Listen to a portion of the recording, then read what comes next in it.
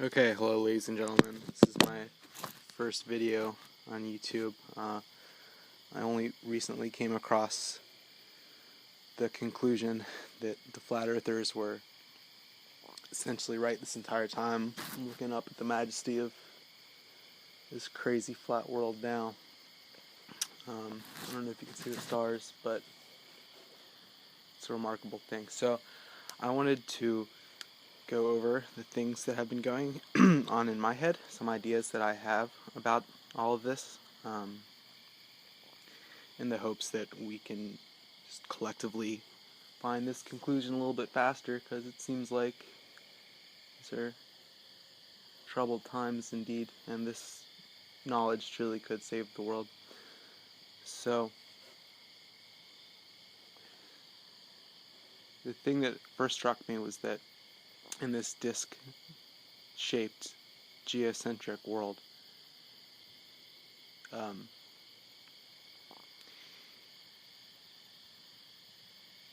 uh, it's it's an eye. It's the eye of God. The disc being, I believe, the iris. And I thought it would be looking outwards, but I saw someone else talk about this on YouTube, and now I'm thinking, well, why not an eye looking inwards on itself? And this matches up, because of course this model answers the question of yin and yang, the meaning behind that, and also the swastika of the seasons. But it also brings to light all kinds of austere truths in our unconscious. The original cross with the bottom heavy horizontal line, I'm thinking that this now describes either perhaps it can be superimposed on the pyramid with the eye at top, as perhaps the vantage point signifies, or perhaps Polaris. And in any case, it marks the tropics, or at least the horizon, the two bars of the cross, seen centered on the North Pole. And in doing so, I suppose that it's something of a conical shaped reality ultimately, or a conical sort of pyramid, if that makes any sense to you guys. So I think the swastika superimposed on the yin and yang basically is what they mean by the wheel of Ezekiel. And these truths are everywhere in art and music, like I think some of us know now. For example, I'm on a plane, or On a Plane by Nirvana, rather. I believe I have discovered that this references Matthew 7 and is a key to also determining the nature of this I reality. And the Red Hot Chili Peppers in Californication reference, in turn, also On a Plane, and the nature, as it has to do with the nature of our reality. So there's a lot in there about poles from eyes, and well, actually, the pearls before swine, which sort of makes sense as I've been discovering, trying to tell my friends about this. That is also referenced in On a Plane. I love myself better than you, you know. So,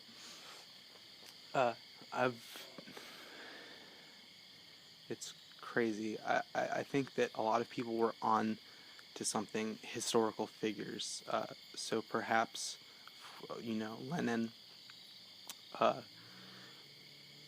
John Lennon, or the Beatles, Cobain, Monroe, Marilyn Monroe is pictured with this flat Earth model map.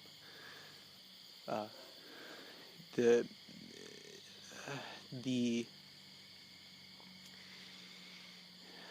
all sorts of, as I was saying, symbologies and sacred geometries can be observed in this model now, which is partly why it's so compelling. For example, the tree of life, the stalks of the vein of the eye of God, perhaps ending in our sky as the stars, or the tree itself, which bears the fruit, which is the knowledge ultimately of good and evil. And this is interesting too, because it struck me that Polaris, having only a slight rotation observable over time, unless you're at the North Pole, in which case I assume it would become bigger and more circular from our perspective. I equate this with the apple. I think this is the apple of the eye of God. And so Satan tricking Adam and Eve in the allegory, or perhaps a truly real story, as it was bit into, then Polaris just becomes a temporarily nearby star passing through in a meaningless heliocentric reality. So I hope that means anything to you guys. I've had a number of synchronicities, crazy synchronicities, since I've taken this truth to heart. Something else that I thought of is that we should really be testing this everywhere against because it lines up very well with a lot of conspiracy theories or mysteries about the world that we have in modern times, that we know of. The Bermuda Triangle could be solved because, it's not any spooky thing. It's just that navigation fails because you're not where you're supposed to be, because that's it. You're just not where you're supposed to be on this model, as we're told it is. So what else? This very information itself may be the Holy Grail. And upside down grail also would be an eye and a stalk going into the brain of God, if you will. And I think that just as in music, these truths resonate within us, but also literature. A Song of Ice and Fire by George R.R. Martin has a lot of these ideas within it. And even before I realized about the flat earth, I had suspected very much that he was on to something. I did not know that this was such a critical substructure of the entire program's satanic matrix reality, if you will.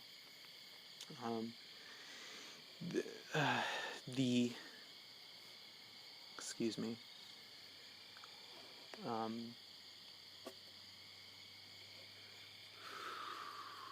I'm not very good at speaking, but I'm hoping that I just feel that I need to. So, yeah, we should test this against missing cities in South America, of course, lining them up. I assume we can do that with how the pyramids are all arranged on the earth with this new model in mind. There's countless things that we can talk about and share with each other, and I think we could probably piece the puzzle together even now. We have all the pieces.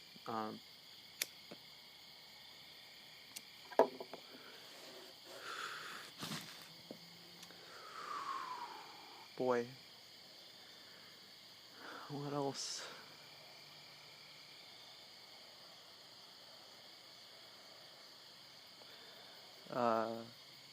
Lovecraft, of course, too, in literature, was channeling this secret of the edge of time and space in Antarctica.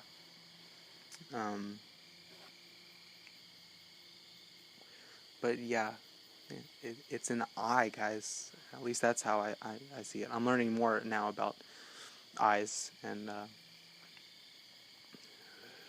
not too much yet, but I need to get down more closely the principles of cones, rods, all these geometries that are inherent biologically to us also, as well as cosmologically. So that may be it for now. We've got, a couple days until the UN stuff goes online for these internets. these control of the internet. And that's all sort of nebulous, so see what happens there, but the time could be critical. It could be now or never, and it's oh yes, the connection between the alt-right, if you will, and the sort of the weird Hitler fantasization. I mean, undoubtedly, I'm not a Holocaust denier or anything. Not that, I'm open to everything, certainly, or at least to my knowledge, as much as one can be. But bringing about the, 1,000-year utopia, the turning of the wheels of heaven as the swastika, he was onto something that and he was misled somewhere along the line, certainly. I mean, he was pumped full of drugs and everything, and run by the Rothschild types of the time. Antarctica certainly is important.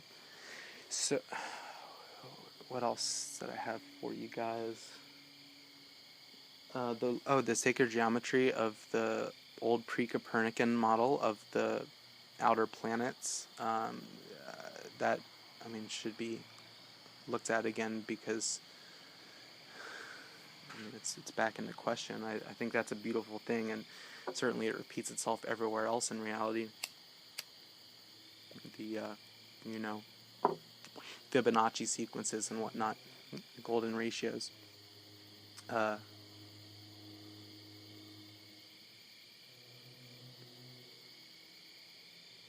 Yeah, right. So the Star of Bethlehem also could have been Polaris. I guess that would be the working theory. And it stays constant there, of course, fixed in the sky. And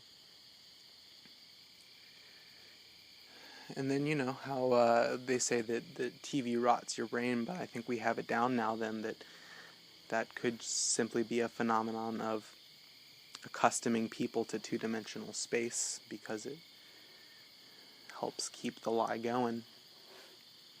So yeah, if I remember anything else, I'll keep you guys updated, but hit me up with your thoughts, and have a great time here on this flat earth, guys. Wow.